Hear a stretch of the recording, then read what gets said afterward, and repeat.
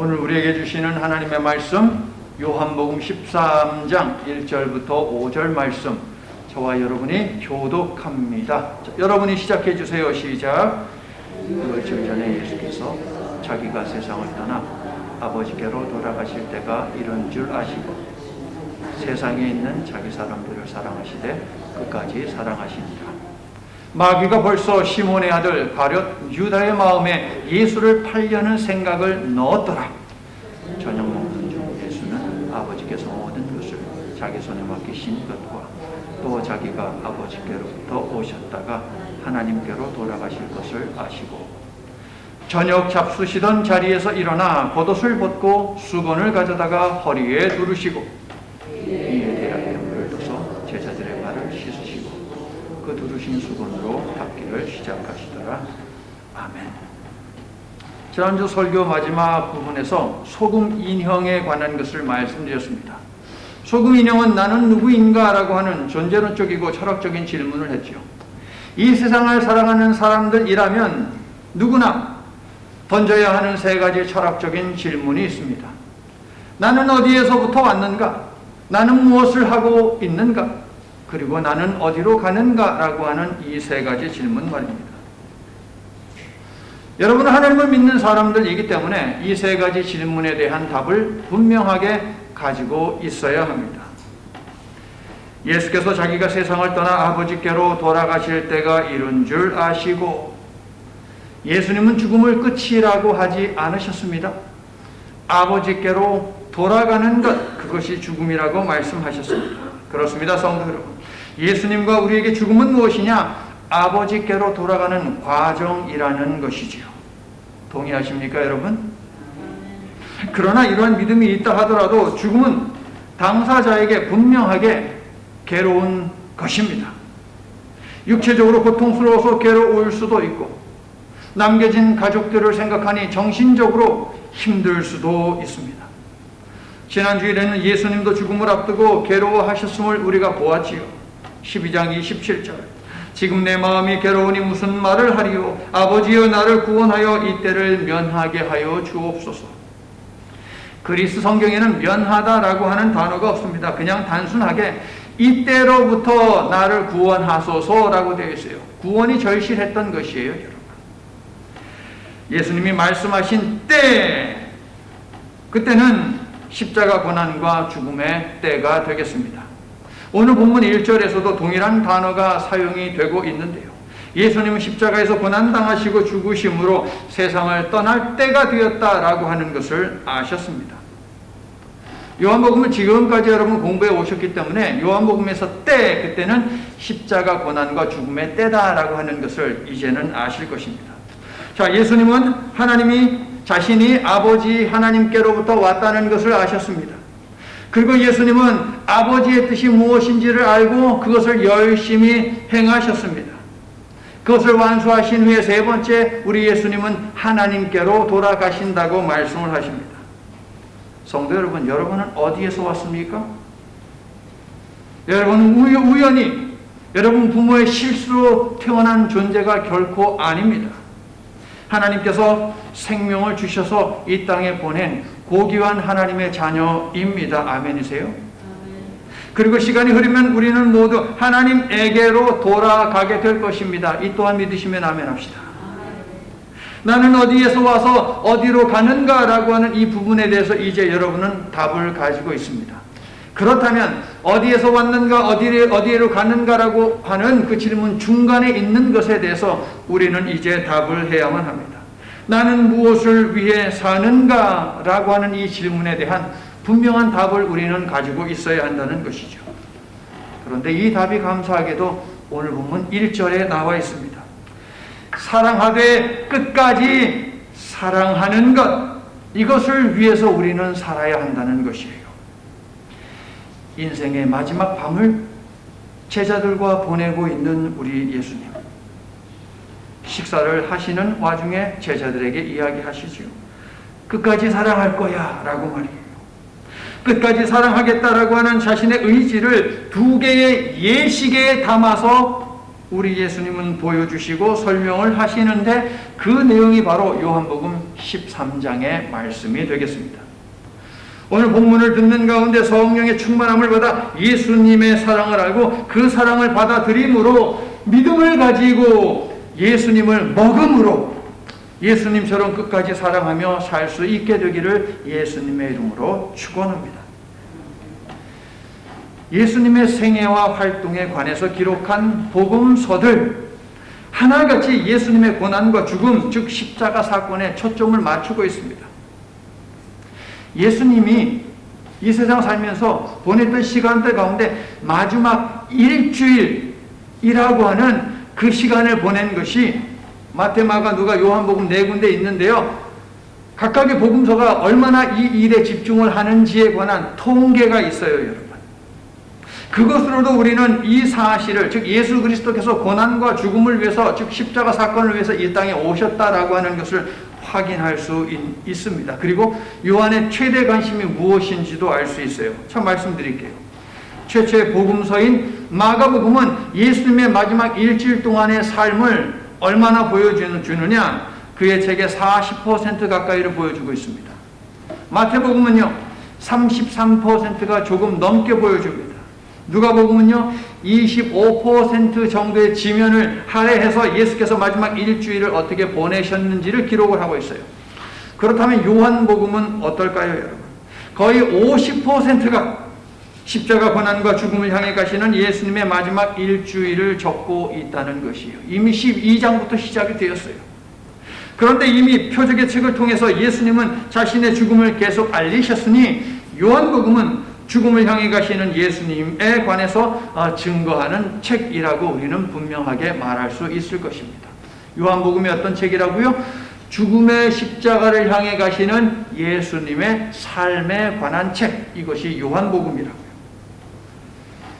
6월절을 앞둔 목요일, 특정 소수의 무리만을 마가의 다락방으로 데리고 가신 예수님은 세상에서의 마지막 밤을 보내시는데 마지막 식사를 나누며 우리 예수님 무엇을 하셨습니까? 이 질문에 대해서 대부분의 크리스찬들은 성찬식을 먼저 떠올릴 것입니다. 우리는 다행히 오늘 본문을 읽었기 때문에 그래도 세족식이라고 하는 것이 머릿속에 떠오를 거예요. 그런데 오늘 본문을 대하지 않고 제가 여러분에게 질문을 던졌다면 예수님께서 돌아가시기 전 그 전날 밤에 무엇을 하셨느냐라고 묻는다면 성찬식이라고 답을 하셨을 것입니다. 그런데 예수께서 최후의 만찬 자리에서 하신 것은 두 가지입니다. 성찬식과 세족식, 이 두 개의 예식을 행하셨습니다. 그런데 재미있는 사실이 하나 있어요. 마태, 마가, 누가, 이 세 개의 복음서는 성만찬만을 보도를 하고 있습니다. 세족식에 관해서는 담고 있지를 않아요. 그런데 네 개의 복음서 가운데 가장 마지막에 기록된 요한복음은 세족식을 중간에 놓았습니다. 마지막 식사 자리에 한 복판에 위치시킴으로 성만찬의 꽃은 세족식이라고 하는 아주 도발적인 그리고 아주 심오한 통찰력을 우리에게 전해주고 있다는 것이죠, 여러분. 4절을 볼게요. 예수님은 식사를 하시던 도중에 일어나셨습니다. 26절로 넘어가 보세요. 예수께서 빵을 떼어 한 조각을 가론 유다에게 전하십니다. 자, 그러니까 4절과 26절은 식사를 하는 거예요. 성만찬에 관한 것이에요. 그런데 그 가운데 있는 내용이 무엇이냐면 바로 세족에 관한 말씀이라는 것이에요. 세족식은 4절과 26절 사이, 그러니까 빵을 떼고 포도주를 마시는 식사 중에 벌어진 의식이요 예전이라는 것이죠. 사도 요한은 마태와 마가와 누가와는 다르게 최후의 만찬에서 가장 중요한 것을 세족식으로 본 것입니다, 여러분. 그래서 요한은 공간 복음에 있는, 그리고 우리 머릿속에 있는 바로 그 성찬식이 거의 보이지 않게 했다는 것이죠, 여러분. 그렇다고 해서 사도 요한이 성찬식 예식을 덜 중요하게 생각했느냐? 그것은 아닙니다. 요한은 이미 6장에서 오병이어의 표적에서 성만찬 예식의 언어와 상징을 풍성하게 사용한 바가 있습니다. 그래서 마가, 누가, 그 다음에 마태, 이 세 개 복음서가 보도하는 최후의 만찬 자리에서의 성만찬 예식을 과감히 생략하거나 과감히 축소를 해버린 것이죠. 왜? 이미 6장에서 오병이어 표적 거기에서 성만찬은 거행되었다라고 하는 것이 요한의 신학이거든요.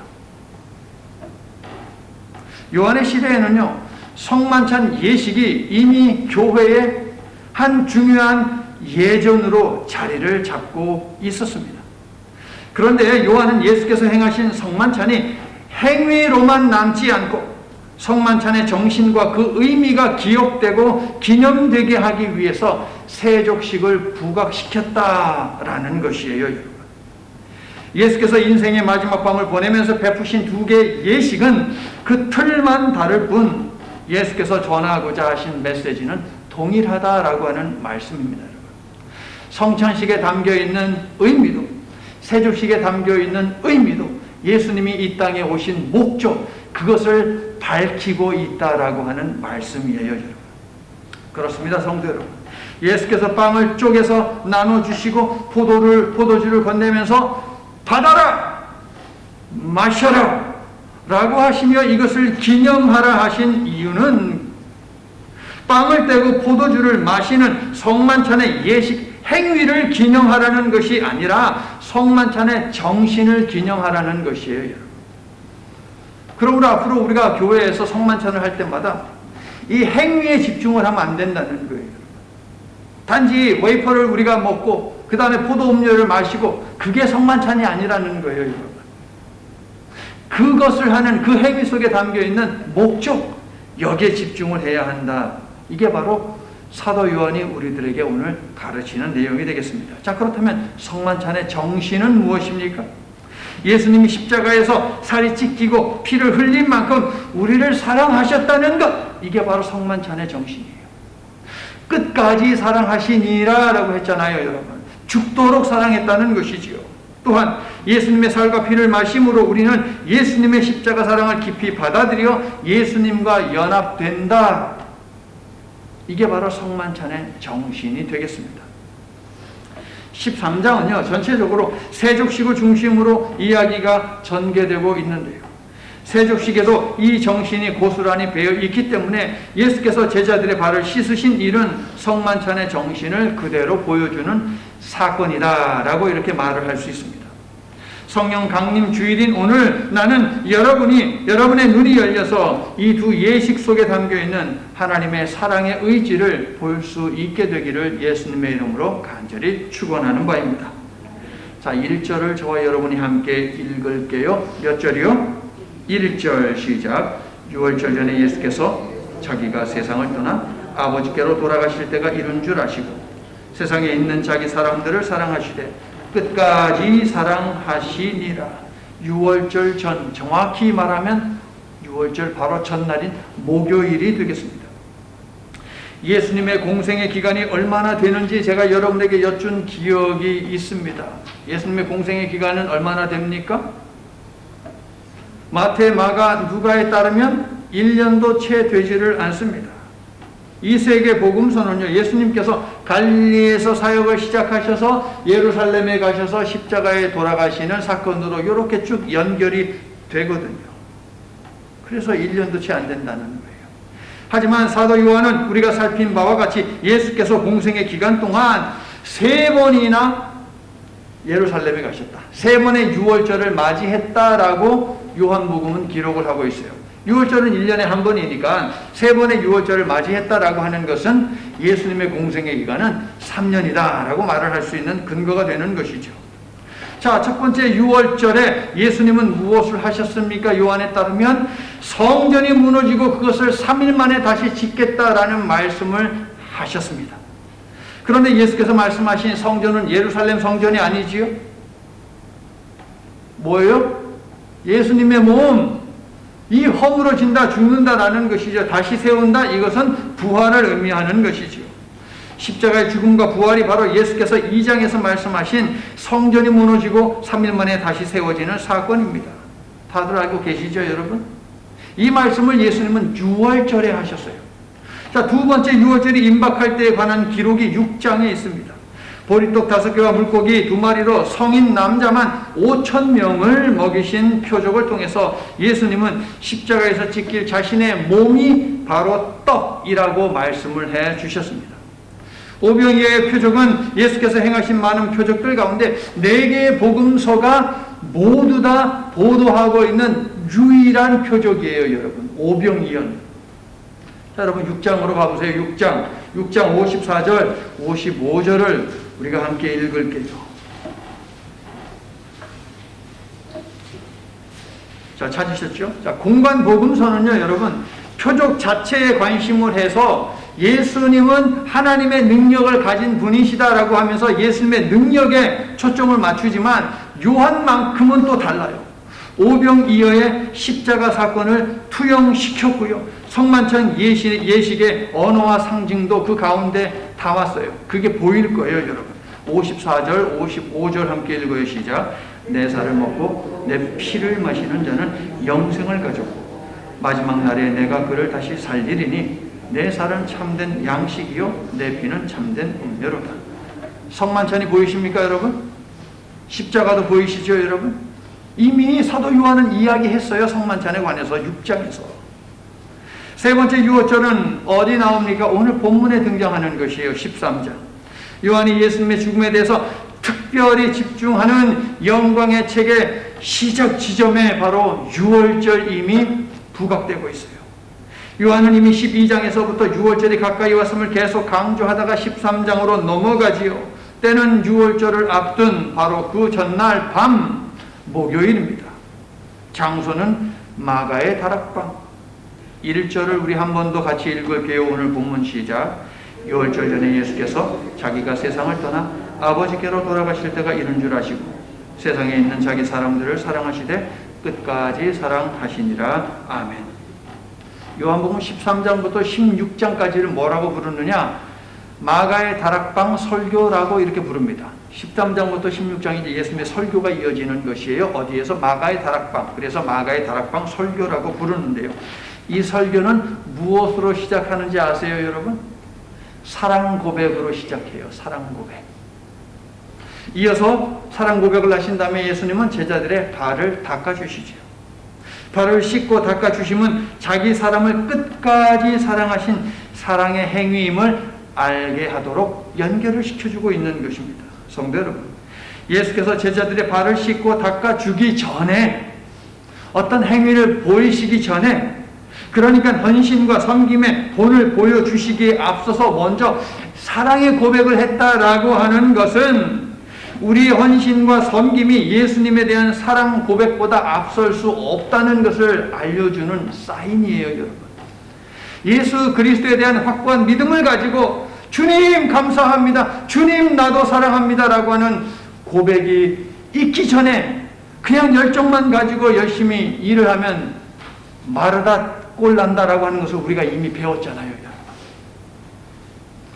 예수 그리스도에 대한 믿음의 고백, 사랑의 고백이 먼저 전제가 되어야만 우리는 흔들리지 않아요. 섬기면서 헌신하면서 분노하지 않습니다. 좌절하지 않습니다. 서운해하지도 않아요. 성도 여러분, 오늘 복음 성가를 통해서 불렀듯이 예수님 사랑합니다 자주 고백하세요. 그리고 여러분의 사랑의 고백에 합당한 그러한 섬김을 하며 사시기를 예수님의 이름으로 축원합니다. 예수님이요, 그 마지막 시간, 그 마지막 자리에서 하신 것, 그것은 사랑입니다. 마지막 식탁에는 빵과 포도주 외에 테이블 위에 또 다른 것이 있었으니 그것은 사랑이에요. 그리고 사랑만 있었느냐? 아니요. 배신도 메뉴로 테이블 위에 올라와 있습니다. 예수님은 본문 1절에서 자기 사람을 끝까지 사랑하셨고 사랑하고 계시고 사랑할 것임을 밝히시는데, 끝까지라고 하는 말은 죽을 때까지, 죽도록이라는 뜻이죠. 예수님은 말씀하신 그대로 죽으시는데 죽으시는 장소는 십자가, 죽으시는 방법은 유월절 어린 양 속죄의 제물이 되시는 것이었습니다. 예수님은 그렇게 하심으로 하나님이 시작하신 유월절을 완성하셨다는 것입니다. 할렐루야. 십자가가 바로 유월절의 완성입니다. 여러분, 자기 사람들을 사랑하시되, 세상에는 두 부류의 사람들이 있습니다. 예수님이 사랑하는 사람들이 있고 그렇지 않은 사람들이 있습니다. 구원받을 사람들이 있고 멸망받을 사람들이 있습니다. 최후의 심판 때에 양의 무리에 속할 사람들이 있고 염소 무리에 속할 사람들이 있습니다. 자, 이 말은 태어나면서부터 우리의 운명은 정해진 것입니까? 우리는 하나님께서 이미 모든 것 계획하셨고 이 땅에 보낸 로봇에 지나지 않는 존재입니까? 그렇지 않습니다. 결코 그렇지 않습니다. 칼빈의 예정론을 그렇게 해석하면 안 됩니다. 이 떡을 받아 먹어라. 이 떡은 너희를 살리려고 주는 내 살이다. 이 잔은 받아 마셔라. 이 잔은 너희 죄를 용서하기 위해 흘리는 피, 곧 언약의 피다. 예수께서 베푸신 성만찬에는 배신자 가롯 유다도 있습니다. 성만찬의 의미를 깨닫지 못하는 베드로와 같은 사람도 있습니다. 그들 모두 성만찬 자리에 초대가 되었습니다. 성도 여러분, 예수님은 우리 모두를 생명의 식탁, 언약의 식탁으로 초대하시어 용서와 사랑의 떡을 건네신다는 거예요. 여러분, 우리 모두를, 예외는 없습니다. 우리 모두 초대하시어 용서의 떡, 사랑의 떡, 언약의 떡을 건네세요. 예수님의 끝까지 사랑은 조건을 따지지 않는 사랑이고 차별이 없는 사랑이고 생명을 건 사랑입니다. 아멘이세요. 사랑하는 성도 여러분, 나는 여러분이 예수께서 끝까지 죽도록 사랑하신 예수님의 사람이 다 되시기를 예수님의 이름으로 축원합니다. 자, 그렇다면 예수께서 그 끝까지 사랑하는 예수님의 사람이 되는 방법은 무엇입니까? 아주 간단해요. 자, 한번 읽어주세요. 시작. 믿음은 예수님을 먹는 것이다. 예수께서 건네주신 그분의 살과 피를 먹으면 됩니다. 이게 답이에요, 여러분. 예수께서 끝까지 사랑하시는 예수님의 사람이 되는 비결, 방법 너무 간단해요. 예수님을 먹으면 돼요, 여러분. 그게 바로 믿음입니다. 요한계시록 10장을 보게 되면 천사를 통해 우리 하나님께서 두루마리로 된 책을 주시지요. 책이 뭐 요만한 게 아니에요, 여러분. 엄청 크지. 그런데 요한에게 우리 하나님께서 받아 먹어라 라고 했습니다. 사도 요한은 받았고 그리고 먹었습니다. 마태복음 26장 26절에도 동일한 두 개의 동사가 등장하지요. 예수님은 최후의 만찬 자리에서 빵과 포도주를 건네면서 받아라, 먹어라 말씀하셨습니다. 받아서 먹는 것, 이것이 예수께서 끝까지 사랑하는 예수님의 사람이 되는 방법입니다. 여러분. 그런데 예수께서 건네시는 떡과 포도주, 살과 피를 대하는 사람들의 자세가 달라요. 저와 여러분처럼 우리 예수님이 주시면 아이고 감사합니다 예수님 하면서 받아서 먹는 사람들도 있지요. 맞아요. 여러분도 받아서 먹습니까? 아멘. 그런데 가룟 유다처럼 받기만 하고 먹지는 않는 사람도 있어요. 가룟 유다는 분명 26절을 보니까 받았습니다. 그런데 먹었다는 말이 없어요. 또 어떤 사람들이 있습니까? 유대 종교 지도자들처럼 받는 것도 거부하고 먹는 것도 거부하는 자들이 있습니다. 지옥 백성들인 것이죠. 마귀의 자식들인 것이죠. 성도 여러분, 예수께서 건네신 빵과 포도주를 받아서 먹는 것이 바로 믿음인데, 예수께서 건네시는 빵을 먹고 포도주를 마시는 것은 무엇이냐? 따라해 볼게요. 예수님과 연합. 예수님을 먹는 것, 그것은 내가 예수님과 하나가 되는 것이에요. 연합된다는 거예요. 그러므로 예수님이 주시는데 받아서 먹었다 하는 것은 어떤 의미예요? 내가 예수님과 연합하겠습니다 라고 하는 믿음의 고백인 것이지. 또 무엇을 의미합니까? 예수님의 사역에 동참하겠습니다 라고 하는 결단을 보여주는 것, 이게 바로 예수님을 먹는 것이에요. 자, 여러분, 제가 맛있는 빵과 맛있는 포도주를 여러분에게 드렸습니다. 여러분 어떻게 하셔야 돼요? 받아서 먹어야 되는데 어떻게 해야 돼요? 손을 내밀어야죠. 손을 내밀어야 됩니다. 그래서 제가 다 줬어요. 그럼 그 다음에 뭐예요? 입을 열어야죠. 입을 열어야지. 예수님이 100번, 1000번, 10,000번 주시는데 내가 손을 내밀어서 손을 펴지 않으면 주실 길이 없는 거예요. 입을 갖다가 억지로 벌릴 수도 없는 노릇인 것이죠, 여러분. 손을 펴고 입을 열기 위해서는 의지가 있어야 돼요, 의지가. 하나님이 우리를 사랑하시고 예수님이 우리를 사랑하실 때 끝까지 사랑하는 것, 그것은 뭔지 아십니까? 의지예요. 의지를 품었다는 것이에요, 여러분. 예수님이 주시는데도 안 먹겠다고 입을 굳게 닫는다면 그 사람은 무엇이냐? 의지를 가지고 예수님을 거부하는 것이지요, 결국. 우리가 의지를 품고 빵과 포도주를 받아 먹고 마시면 빵과 포도주는 이내 우리 속으로 들어갑니다. 빵과 포도주는 뭐예요? 예수님이잖아요.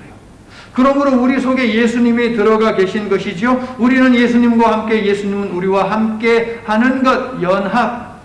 이게 바로 성만찬의 의미요, 정신이요. 받아 먹어라. 예수님은 우리 속에 거하기를 원하셔서 이 말씀을 하시는 것이에요. 받아 먹어라. 그리고 우리의 삶을 통해 예수님을 보여주기 원하기 때문에 받아 먹어라 라고 말씀을 하시는 것이죠. 사랑하는 성도 여러분, 예수님을 믿는 것은 예수님을 먹는 것이고 예수님을 먹었으면 삶을 통해서 예수님이 드러나야만 합니다. 이 사실에 대해서 나는 여러분 모두가 아멘으로 반응하는 신앙을 가질 수 있기를 예수님의 이름으로 축원합니다. 받아라 먹어라 그리고 나를 드러내라. 할렐루야. 가룟 유다는 30절 빵을 받기만 하고 나가버렸습니다. 받았으면 먹어야 하는데 가룟 유다는 예수님을 품기를, 의지를 가지고 거부했기 때문에 먹지 않았습니다. 30절 읽어주세요. 30절 시작. 유다가 그 조각을 받고 곧 나가니 그 다음 뭐요? 밤. 빛 대신 예수께서 내미는 용서와 사랑의 손길을 거부하는 인생에게 남은 것은 무엇입니까? 어둠뿐이라는 것이에요. 주님이 이렇게까지 저놈이 나를 배신할 것을 뻔히 예수님은 알고 계세요.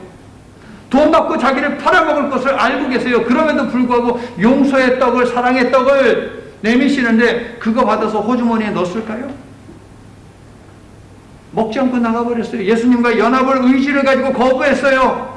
그런 자에게 남은 것은 어둠의 인생뿐이라는 거예요. 성경에서 어둠은 멸망이고 죽음입니다. 마지막 식사 자리에서 자기 사람들을 끝까지 사랑하시며 행하신 또 하나의 의식이 있습니다. 세족식입니다.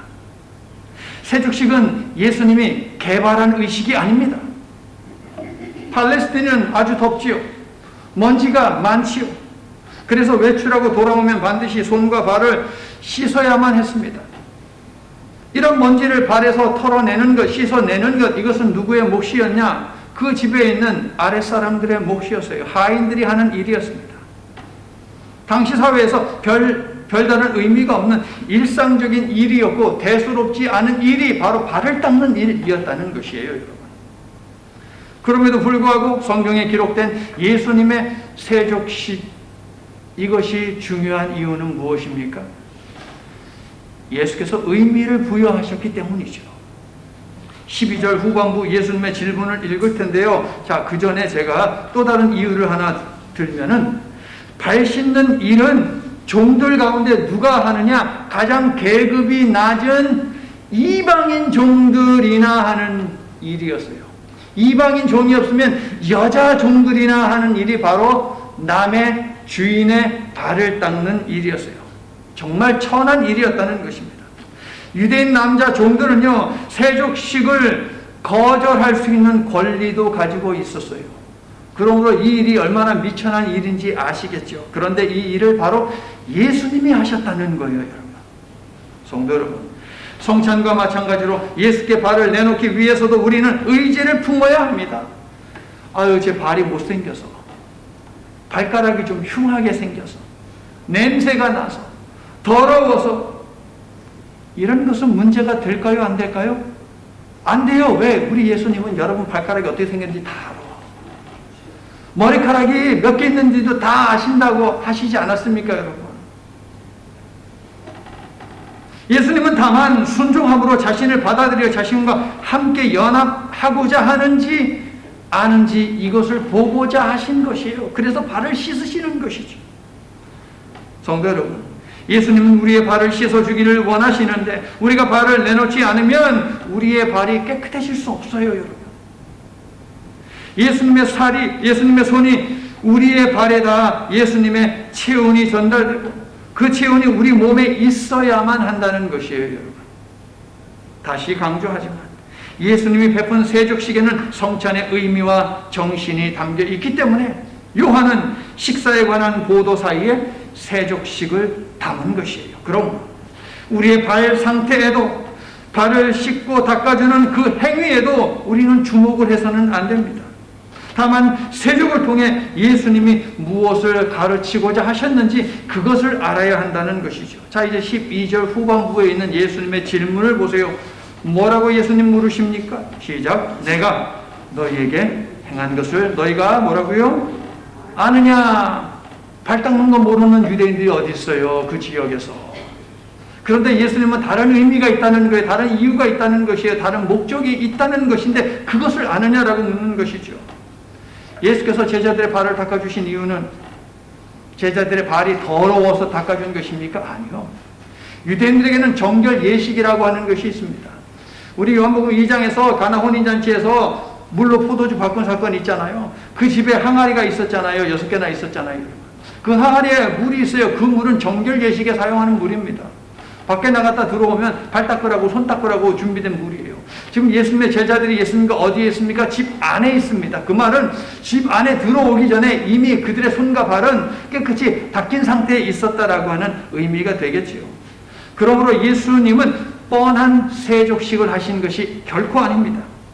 일반적으로 세족식 하면 또 오늘날 성도들은 무엇을 생각합니까? 예수님의 겸손과 섬김을 생각을 하죠. 예수님의 헌신과 봉사를 생각하죠. 그런데 그 이상의 의미가 있습니다. 세족식에는. 예수께서 식사를 멈추셨습니다.